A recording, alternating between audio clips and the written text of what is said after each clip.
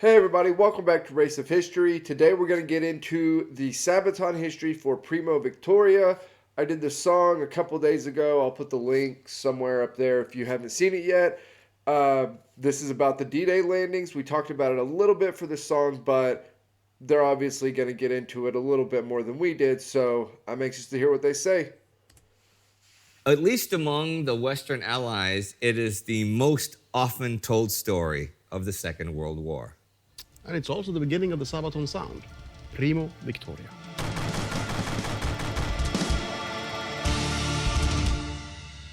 Through the gates of hell, as we make our way to heaven, through the Nazi lines, Primo Victoria.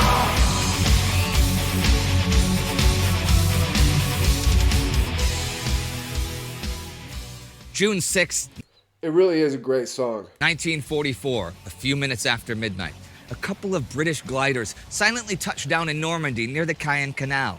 Moments later, all hell breaks loose. Shouting, the British commandos race towards the bridge, overwhelming the confused defenders with hand grenades and submachine guns. In minutes, Benouville Bridge, codenamed Pegasus, has been taken. The first phase of Operation Neptune has begun. Neptune, as part of Operation Overlord, was designed to storm the German defenses on the French coast and establish a beachhead to strike further into Normandy. A massive amphibious landing was to be undertaken to open a new front in the war against Nazi Germany and its allies. At 5 different places, the Allied forces would land: Utah, Omaha, Gold, Juneau, and Sword. Thing is, the actual landing at the shore was only to take place after a lot of other chess pieces had been moved. It was vital to the success of the operation that paratroopers and commandos would go in first, soften up the German defenses in the rear, and disrupt their communications. Brigadier James Hill had told his men before, "Gentlemen, in spite of your excellent training and orders, do not be daunted if chaos reigns. It undoubtedly will." Far on the western side, the 1st American paratroops of the 82nd and 101st landed. They were to protect the gap between Utah and Omaha beaches, and, like the British further east, would destroy as many of the German coastal batteries and anti-aircraft guns as possible. The Germans were aware that an invasion was coming. The concentration of force around the British Isles was obvious, but they did not know the exact date nor the location. Field Marshal Erwin Rommel, in charge of the German defenses at the Atlantic Wall, had made repeated visits to Normandy. Now, if the invasion was... Yeah, and we talked about this some for the video when we did the song, but British intelligence did an incredible job confusing the Germans about where the actual invasion was going to come. Of course, the assumption was Pas-de-Calais, not Normandy, right? And as far as the paratroopers and the moving pieces, there really were just a ton of moving pieces for this invasion. So not only do you have paratroopers getting behind enemy lines, you have the gliders obviously coming in, and they are trying to hold positions or take bridges, knock out pillboxes, things like that, right? And behind enemy lines. But then also, you have the French resistance group, who the British has been communicating with continuously forever by this point. They get involved. They get the signal that it's time to go, and they have specific jobs that they're doing. So you have the airborne divisions, you have the French resistance groups, which are not all the same groups, not all on the same page, and definitely not all under one leader. So you have that kind of chaos. You have the chaos of the paratroopers and gliders and everything like that. You have bombings that start when the bombers can't really see anything, and so that's going on. You also have the invasion force coming in. There's just a million different moving parts for this. And honestly, the more that I have studied this, the more it seems like an absolute miracle that the Allies pulled this landing off, that it wasn't just a total disaster. You have a lot of things that go their way. I talked about the Germans' mishandling of, their tank divisions, and that gave the Allies time to establish beachheads. But there's so many things that could have happened. British intelligence could have not tricked the Germans quite as much as they did. Just all sorts of stuff. So a ton of moving pieces, a ton of things going their way. And I don't want to make it seem like everything went the Allies' way, but they definitely caught some breaks here. Was to begin here, the Allies would find not one, but several obvious landing zones. So Rommel worked the construction companies to improve the local defenses. He ordered the flooding of fields, the tightening of minefields, and the creation of anti-airborne poles. But whatever he did, it seemed like nothing could ever be enough. The length of the Atlantic Wall was just too large, and the Germans lacked both the resources and the manpower to create a solid wall of fortresses. Well, and what the Germans are fighting on the Eastern Front. It's been a while since they've taken all of Western Europe, right? There really hasn't been a threat in the West since the fall of France, right? I mean, that's really been the last major threat in the West. And so as they get deeper and deeper into the war with the Soviet Union, they kind of start to neglect the West and the Atlantic Wall, to the point that when Rommel first gets there and sees the defenses, he's like, wow, this is terrible. Like, these defenses are absolute garbage. So then he starts to make these improvements. But it's just too much land, right? Now, the one thing that does work in the Germans' favor here is there really is only a stretch that is a plausible landing site, right? So those are the areas that they beef up the most. But it's a lot of territory to cover. They're so deep into it with the Soviet Union now, they don't really have the manpower or the resources or anything to be spending on this stuff. But all the same, Rommel's kind of scrambling to do the best he can with the Atlantic Wall. Now on the night of June 6th, the German soldiers awoke to flak fire and explosions. Local commanders hung on the telephones trying to get any sort of orders or information about what the hell was going on. Was this the invasion? Was it a raid? Was it just another bombing run? Fate had it that Rommel was far away in Germany just then, and at the same time, most of the Wehrmacht High Command was either in Paris or basically anywhere except where the fighting was actually happening. Many lower-ranking commanders lost their heads, sending their local reserves in the hopes of stopping the invasion as it began. And at first, German resistance was decidedly lackluster. Many sites were guarded by men from Eastern Europe, often Poles, Czechs, or from the Soviet Union, who were pressed into service with the Wehrmacht. They had neither the training nor the will to stand up to the aggressive attackers. This allowed the first waves of paratroopers, the Pathfinders, to place radio beacons and Hall of Fame lights to mark the landing zones for the real attack. Soon, over 13,000 Allied paratroopers dropped from their transport planes. In small groups they fought, ambushing the Germans and attacking their barracks and patrols throughout the night. It was absolute chaos. Firefights were reported seemingly everywhere, and German officers had a hard time getting any assessment of the situation. In other words, the paratroopers were doing their job. The second phase could begin.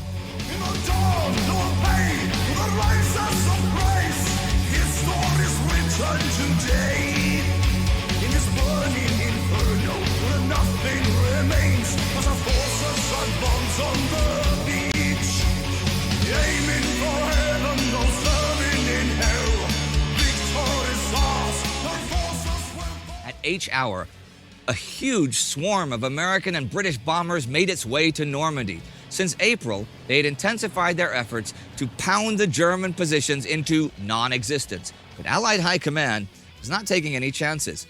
Once more, they would try to level anything the Germans had put in front of the landing zones, preferably the anti-aircraft casemates and high-caliber naval guns.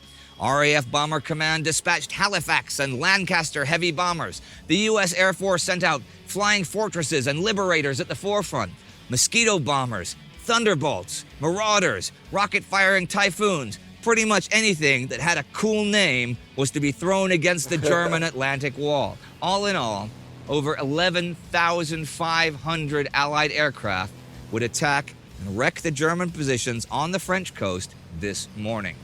Yeah, and at this point of the war, the U.S. manufacturing and war machine had just totally taken over.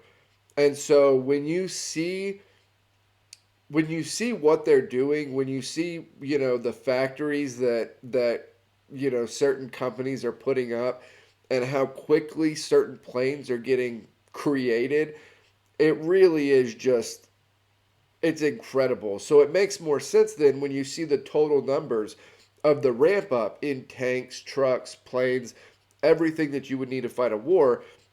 You see these huge jumps in production. And when you just see it on a paper, the production, you're like, wow, how is that even possible? But like I said, when you dig into it, when you look at the facilities and all of the different techniques and ideas and money and everything that went into it, you really see how quickly U.S. government and industry kind of put their heads together to figure out how they were going to leverage the U.S. economy and manpower into this massive war machine. The Luftwaffe might as well have not existed at this point because there was no way of even making a dent into that kind of force. June 1944, Allies fought in the Normandy state of anarchy. Then the final third phase began, as the guns of the navies opened up. Whatever the bombers had missed now took direct fire from 900 warships of the Royal Navy and 200 warships from the U.S. Atlantic Fleet. Under cover of their shelling, the landing crafts made their way slowly through the strong waves. Over 4,000 boats had been brought along to carry troops, tanks, and war material into the designated landing zones. Even duplex-drive Sherman tanks and waterproof Churchill tanks were to be landed. At around 6 a.m., the first thousands of American, British, and Canadian troops were about to close in on the beaches. The coast in front of them was burning and clad in smoke and morning mist. The Pathfinders had enjoyed the element of surprise, but this element was quickly fading. The Germans were now on full alert and began arming and organizing themselves. They set up defense perimeters at the beaches, manning the guns in the bunkers and resistance nets. Nearly all of their large artillery guns had been destroyed in the bombardment, as it turned out. Machine gun nests, the smaller bunkers, the control centers for the Goliaths, everything had gone up in flames. What the Germans were left with were little groups of men with small arms and mortars. Now, Hollywood and video games often portray the defenders as a large army of elite Nazi veterans, but in reality, this was the Wehrmacht of 1944. Much of the Normandy defenses were orchestrated by experienced NCOs, sure, but the men under their control were mostly teenagers or men over 40. Many of them could not have served in the army before because of health issues, but the German army had been scraping the bottom of the barrel. Golly, those were Waffen SS soldiers. They looked like they were 12. That was crazy. However, even a frightened recruit can pull the trigger of an MG-42 machine gun, and the Germans still possessed quite a number of those. With the advantage of the defender, they prepared to rain down 1,400 rounds a minute over the beaches. Utah Beach was, like most other landing zones, a long strip of sand, but intercrossed by dunes that provided a modest amount of cover. As the landing crafts opened their ramps, the men burst out. Immediately, machine gun and small arms fire smashed into their ranks. Despite the heavy damage they'd taken, many of the German casemates were still standing, and the German soldiers fired from their gun slits into the oncoming landing craft. Luckily for the Americans, the Sherman tanks had arrived as well, providing cover as combat engineers raced across the dunes, trying to blast their way through the barbed wire. To the east at Omaha, the Americans were not quite as lucky.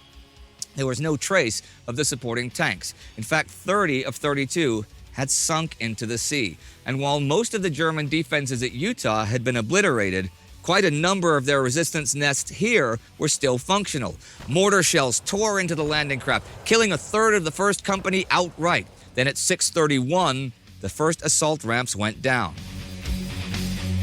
Yeah, and so you can just imagine, right? If anybody has seen, I believe it's the opening scene of Saving Private Ryan, if you have these pillboxes or these, machine gun bunkers that are overlooking the beaches, there's really nowhere to, like, there's no cover. It's just a flat open beach, right? It's not like there's trees or anything like that down there.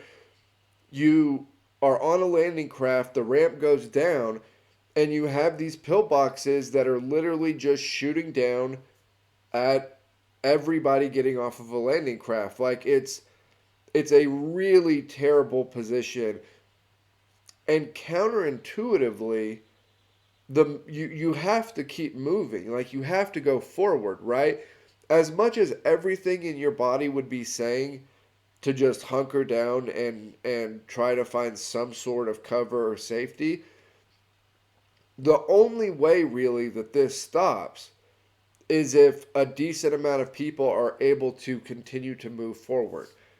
And so it's just a really terrible position to be in. We've been here before. Is this kind of war? Crossfire right through the sand. Orders were easy. It's kill or be killed. Blood on both sides will be spilled. As the Americans struggled to get out, the German machine guns tore into the packed groups of men, killing dozens in mere seconds. Bodies piled up in the landing crafts, and many panicked, jumping into the water, only to be dragged down by their kit. Still, the soldiers pressed on, out of the boats and onto the beach. The first waves were completely exposed to the German machine guns as the men ran over the sands. For the only option was to make a mad dash towards the end of the beach, despite their instincts telling them to lay down behind the smallest amount of cover. The NCOs spurred their men on as mortar shells screeched past them. All around them, men were shot or blown apart, but more and more American soldiers were arriving. There were simply too many for the overheating MG-42s to take on. Eventually, small groups of men made it to the beach wall, firing back at the Germans, while the engineers blew holes into the barbed wire with Bangalore torpedoes. The British forces at Gold and the Canadians landing at Juneau fared better, as tanks and infantry arrived pretty much simultaneously. Facing only light opposition, they quickly pushed onward and beyond the beaches, under the cover of the Churchill tanks, which were armed with bunker-busting mortars or flamethrowers. They systematically cleared enemy strongpoints. Mines and machine guns were still deadly, but not in enough numbers to stop them. At Sword Beach, however, where the British infantry ran into a similar hail of fire from machine guns and mortars as at Omaha, 200 men had been killed or wounded in mere minutes, and the men were pinned down on the beach. Single 88mm guns blew the landing craft apart, and bleeding and burning men littered the beach. Several Churchill tanks were even knocked out. But even in all that chaos, the Allies made progress. They literally blew their way through and out of the German defenses. Explosive charges and tanks hammered the bunkers and casemates, and once one German strongpoint was overcome, the others were open for attack. So, like a house of cards, the German defenses fell apart. The men overran the German resistance nests, often not stopping to take any prisoners. They cracked the bunkers with high explosives, then cleared them with grenades and flamethrowers. So, this actually is the thing I thought about whenever Indy was talking about that, was the Winter War, right? Where you have the Mannerheim Line, and once those bunkers, those pillboxes, are extremely, extremely valuable for the Finnish defenders. But once you have a couple that fall, it becomes a very different and more dangerous situation, right? Because you're getting kind of like outmaneuvered and out-leveraged, and you can't move it. Like, it's in one spot. So as the enemy comes and starts to take out different bunkers on whichever side, it puts you in a much more dangerous position. And yeah, it kind of, once it starts to go, it kind of like starts to fold in on itself. Surviving Germans were in full retreat. By around 9 a.m., D-Day was looking pretty good for the Allies. So far, the Atlantic Wall seemed to be fully penetrated. The German beach defenses had been overrun and the major strongpoints overcome. From all sections, the troops were pushing onward, trying to keep the Germans from forming new defensive lines. But although the Wehrmacht had been pushed back, it was not beaten. In fact, new battle groups were formed, and the Panzer divisions and highly mobile Waffen-SS were making their way north. The gates to hell had been pushed open, and if the Allies wanted to free France from the Nazi stranglehold, they would have to make their way straight through the German lines. Through the gates of hell, as we make our way to heaven, through the Nazi lines. Primo Victoria. Okay, those are big words, Joachim. The beginning of the Sabaton sound. Yes. Well, what do you mean? Well, in a way, it is not only that album, but that was the first song where we started incorporating, well, arranging the instruments that way, harmonizing the vocals the way we do, which is sort of like you would do in, I guess, Lutheran church hymns. But whose idea was this? Was this your idea or a producer's idea or a little bit of both? In this case, I am to blame. Hey. Actually, I remember we recorded the songs, this was doing a demo back in 2003, I think, Yeah. something like that. And I remember the look on everybody's face when I said this song would only have vocals as an intro, and they're like, what? Oh, We no. go, through the gates of hell, we only do have that. And they're like, yeah, and then you have delay and reverb? Like, no, nothing. no. It's like that. That's how the Wow. song starts. Did you say, like a Lutheran choir in 1527? And did you say it with this accent, too, just like that? Just to really complete the picture. So, No, I was thinking, I remember clearly when we were in the studio, we recorded the song, and we had done the lead vocals, Yeah. but we had no harmony vocals. And we had never done anything like this before. We'd always do we call it fotbollskör in Swedish, football choir. Oh, yeah, sure. Yeah. You get everybody to sing along. And everybody does it at once, the same harmony, more or less in rhythm, in key, whatever. But if you get like 8 guys, it works. Yeah, exactly. I remember Per was sitting behind the control desk because we were recording this at night. We were recording with Tommy Tekgren at the time in the Abyss studio. And Per was sitting behind the control desk. Me, Richard, and Oscar, the guitarists at the time, were standing behind the microphone. And I showed them, like, now we're going to sing "Through the gates of hell as we make our way to heaven, to the Nazi lines, Primo Victoria." And just like that. And they're like, that's weird. And then, "Through the gates of hell as we make our way to heaven, to the Nazi lines, Primo Victoria." It's the 1/5s. Yeah. And then we did copy for the last one, we copied my lead. And everybody thought, this is weird, and heavy metal song, you're gonna destroy this, Nobody. Primo Victoria. This is like you guys. This is like your song. One of our most famous ones, actually.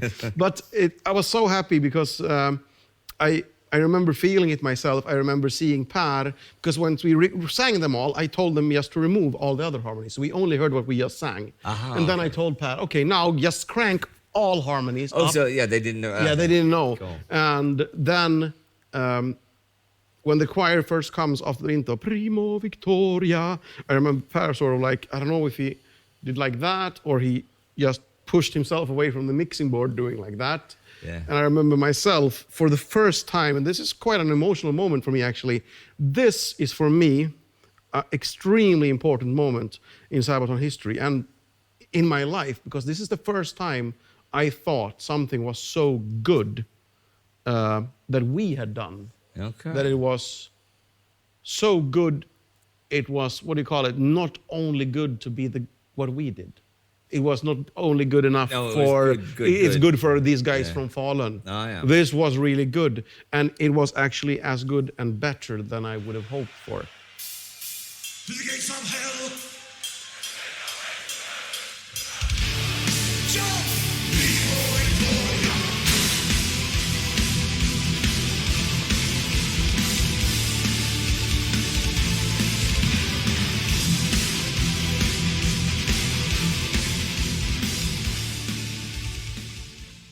So, I mean, Primo Victoria, which should be Prima Victoria because it's female, we know now, sorry. But we I swear, he probably, like, I bet he is exhausted after concerts.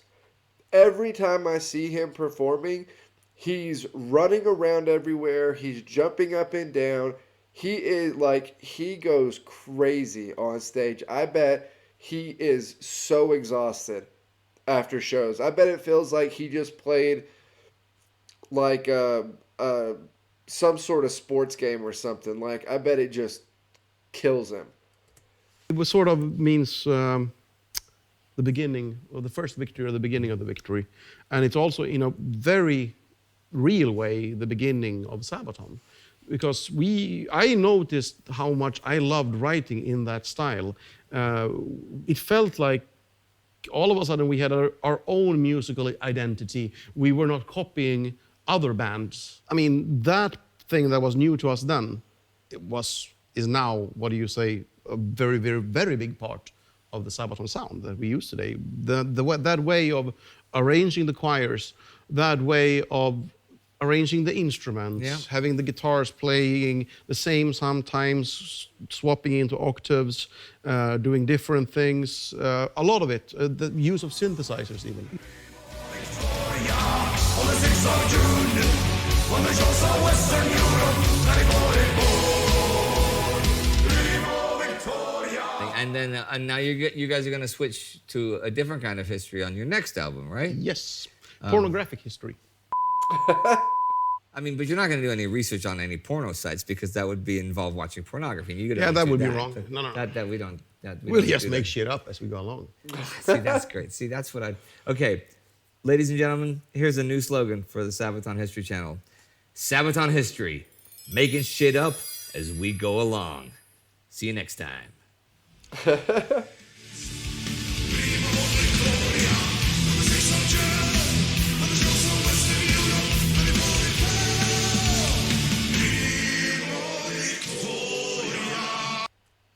All right, so that was Sabaton History for Primo Victoria. Yeah, it really is a very Sabaton sounding song. But I guess I didn't realize that it was like the first one that really sounded like that. Like, I've said before, a lot of their really old stuff sounds different than a lot of their newer stuff. I feel like there's just a drastic difference in the sound. But I didn't know really where the line was. But I guess for Joachim and for the band, that's where they put it, is at Primo Victoria. So that's interesting. Yeah, but as always, like, comment, subscribe. Help me keep building the channel over here. I'll put the link to the Discord down below. And I'll see you all next time.